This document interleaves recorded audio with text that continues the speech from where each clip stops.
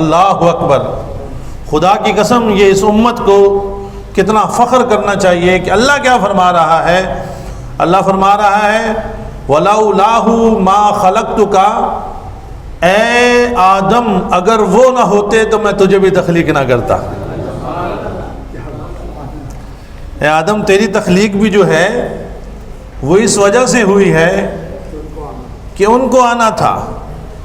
اور یہ بھی سن لیجئے کہ وہ آپ کی امت میں، آپ کی اولاد میں آخری نبی ہوں گے. اس میں کئی باتیں ہمیں پتہ چلیں. ایک تو یہ پتہ چلی کہ حضرت آدم علیہ السلام سے لغزش ہوئی. پتہ یہ چلا کہ اگر انسان ہیں، ہم انہی کی اولاد ہیں، تو ہماری خمیر کے اندر ایک قسم کی لغزش موجود ہے، گناہ کرنا. اس وجہ سے کوئی یہ نہ کہے کہ میں گناہوں سے پاک ہوں. صرف اور صرف اللہ کے رسول اور فرشتے یہ معصوم ہیں. اہل بیت اطہار اور صحابہ کرام یہ محفوظ ہیں عن الخطا. اللہ نے ان کو خطاؤں سے محفوظ کر دیا ہے. ٹھیک ہے، باقی ہر انسان خطا کار ہے، سیاہ کار ہے. تو بتایا جا رہا ہے جی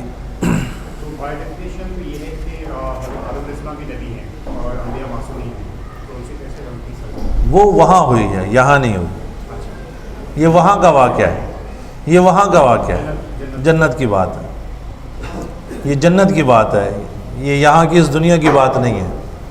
اچھا، اس کو ہم غلطی نہیں کہیں گے، لغزش کا لفظ جو ہے وہ اس میں بھول اس کو کہہ سکتے ہیں ہم. اور اس میں ایک بڑی خوبصورت نقطہ ہے، وہ آپ نے کیونکہ بات چھیڑ دی ہے تو میں بہت اہم بات ہے کہ موسیٰ علیہ السلام جو ہے نا، انہوں نے جب حضور علیہ السلام معراج پہ گئے تو موسیٰ علیہ السلام نے حضرت آدم علیہ السلام سے یہی کہا کہ نہ آپ دانہ کھاتے، نہ ہمیں زمین پہ جانا پڑتا، اور نہ یہ سب کچھ ہوتا. تو انہوں نے کہا اے آدم، اے موسیٰ، یہ بتاؤ جو تم پر اللہ کی وحی نازل ہوئی، جو کتاب نازل ہوئی، وہ میری تخلیق سے کتنا عرصہ پہلے؟ تو انہوں نے کہا اتنا عرصہ پہلے. کیا اس میں نہیں لکھا ہوا تھا کہ آدم دانہ کھائیں گے؟ کہا یہ تو اصل میں رب کی مشیت تھی جو مجھے کرنا تھا. رب کی مشیت تھی کہ اس مشیت کے تحت. تو یہ بات پتہ چلی کہ انسان خطا کار ہے، خطا کا پتلا ہے. تو اگر کبھی خطا ہو جائے تو دروازہ کون سا کھٹکھٹانا ہے؟ در مصطفیٰ کو کھٹکا لو، حضور کا وسیلہ پیش کر لو. اور دوسرا یہ ہے کہ حضور علیہ السلام کی تخلیق، حضور فرماتے ہیں اول ما خلق اللہ نوری، اللہ تعالیٰ نے سب سے پہلے میرے نور کو تخلیق فرمایا. پھر ایک جگہ فرماتے ہیں کہ میں اس وقت بھی نبی تھا، کنت نبیا وآدم بین الماء والتین، کنت نبیا وآدم بین الماء والتین، میں اس وقت بھی نبی تھا جب آدم علیہ السلام کا بھی گارے میں گوندا جا رہا تھا. دوسری بات یہ اس میں یہ ہو گئی کہ حضور علیہ السلام آخری نبی ہیں. اس حدیث مبارکہ میں آخر الانبیاء من ذریتک. اور اگلی بات یہ کہ اس میں بڑا خوبصورت ایک کلام ہے. اللہ آدم علیہ السلام سے فرما رہا ہے کہ آدم اگر محمد نہ ہوتے تو میں تجھے بھی تخلیق نہ کرتا. شاعر کی زبان میں یہ کہوں گا، محمد نہ ہوتے خدائی نہ ہوتی، خدا نے یہ دنیا بنائی نہ ہوتی، سہارا نہ ہوتا اگر مصطفیٰ کا غریبوں کی مشکل کشائی نہ ہوتی. اچھا، میں نے پچھلی دفعہ عرض کیا تھا کہ انشاءاللہ العزیز، کیونکہ یہ ہمارے اوپر کچھ قرض ہوتے ہیں اور فرض ہوتے ہیں کہ اہل بیت اطہار کے ایام آئیں اور ان کے اوپر ہم بات نہ کریں، تو میں مختصراً وہ ہستی کہ جن کے لیے نبی اکرم صلی اللہ علیہ وسلم نے خود سید کا الفاظ فرمایا، حضرت امام حسن رضی اللہ تعالیٰ عنہ، ان کے کچھ مناقب میں بیان کروں گا. اور اس کے بعد انشاءاللہ العزیز، کیونکہ ربیع الاول شروع ہو گیا، اگر وقت ہوا تو اس پر بھی بات کروں گا. یہ میں یہ سمجھتا ہوں کہ آپ کے سامنے وہ چیزیں میں لے آؤں کہ جو مستند ہیں، جو کتابوں میں موجود ہیں، جو صرف شعلہ بیانیاں نہیں ہوں بلکہ حقائق پر مبنی ہوں، آپ کسی کو بھی وہ باقاعدہ طور پر آپ اس کا ثبوت دے سکتے ہیں۔ یہ حدیث مبارکہ ہے کہ حضرت علی المرتضیٰ شیر خدا رضی اللہ تعالیٰ عنہ فرماتے ہیں کہ جب حسن پیدا ہوئے، حضرت امام حسن پیدا ہوئے، تو میں نے ان کا نام حرب رکھا۔ تو نبی اکرم صلی اللہ علیہ وآلہ وسلم تشریف لائے تو فرمایا مجھے میرا بیٹا دکھاؤ، تم نے اس کا نام کیا رکھا ہے؟ میں نے عرض کیا میں نے اس کا نام حرب رکھا ہے۔ آپ صلی اللہ علیہ وسلم نے فرمایا نہیں، بلکہ یہ حسن ہے، بلکہ یہ حسن ہے۔ اور یہ بتاتا چلوں امام حسن سے پہلے روئے زمین پر یہ کسی کا نام بھی نہیں رکھا گیا تھا، یہ نام چھپا کے رکھ دیا گیا تھا۔ پھر جب حسین پیدا ہوئے تو میں نے ان کا نام حرب رکھا۔ رسول اللہ صلی اللہ علیہ وسلم تشریف لائے اور فرمایا مجھے میرا بیٹا دکھاؤ، تم نے اس کا کیا نام رکھا ہے؟ میں نے عرض کیا حرب۔ آپ نے فرمایا نہیں، بلکہ یہ حسین ہے، یہ حسین ہے۔ پھر آپ نے فرمایا کہ یہ جو بیٹے ہیں ان کے جو نام ہیں، جو حضرت ہارون علیہ السلام کے بیٹے شبر اور شبیر، سمجھ لیں ان کے ناموں کے اوپر رکھے گئے ہیں۔ حضرت ہارون علیہ السلام کے ایک بیٹے تھے شبر اور ایک تھے شبیر، ان کے ناموں کے اوپر رکھے گئے ہیں۔ اچھا جی، حدیث مبارکہ ہے بخاری شریف سے اور صحیح ہے۔ حضرت اسامہ بن زید رضی اللہ تعالیٰ عنہما فرماتے ہیں کہ نبی اکرم صلی اللہ علیہ وآلہ وسلم مجھے اور حسن کو پکڑ لیتے تھے اور فرماتے تھے اے اللہ میں ان دونوں سے محبت کرتا ہوں، تو بھی ان دونوں سے محبت فرما، تو بھی ان دونوں سے محبت فرما۔ یعنی حضرت امام حسن کو پکڑنا اور رب کی بارگاہ میں دعا کرنا، اے میرے مولا میں ان سے محبت کرتا ہوں، تو بھی ان کو اپنا محبوب بنا لے۔ اب آپ بتائیے کہ یہ اللہ کے کتنے محبوب ہوں گے کہ جس کے لیے دعائیں مصطفیٰ نے خود فرمائی ہوں۔ وہ مصطفیٰ کریم کہ جن کے نام کے صدقے میں آدم علیہ السلام کی لغزش جو ہے وہ معاف ہوتی ہے، اور وہ رب کی بارگاہ میں امام حسن کو پکڑ کے پیش کر رہے ہیں کہ مولا تو ان کو اپنا محبوب بنا لے۔ مسلم شریف کی حدیث مبارکہ ہے کہ حضرت برا رضی اللہ تعالیٰ عنہ فرماتے ہیں میں نے نبی اکرم صلی اللہ علیہ وسلم کو دیکھا، حسن بن علی آپ کے کندھوں پر تھے اور آپ فرما رہے تھے اے اللہ میں اس سے محبت کرتا ہوں، تو بھی اس سے محبت فرما۔